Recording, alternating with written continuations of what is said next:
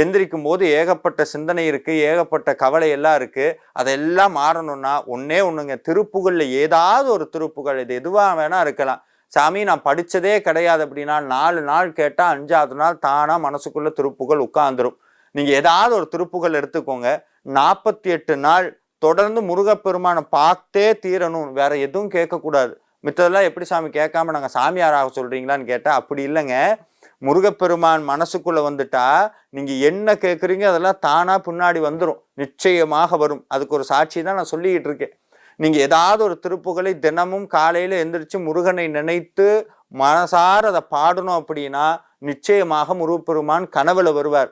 கனவுல வர்றது மட்டும் இல்லைங்க, நீங்க எந்த கோயிலுக்கு வரணும், அது ஆறுபட வீடா இருந்தாலும் சரி, இல்லை எந்த முருகனுடைய கோயிலுக்கு நீங்க வரணும், உங்களுடைய கர்ம வினையை கழிக்க வல்ல திருக்கோயில் எதுன்னு முருகப்பெருமானே அதாவது ஒரு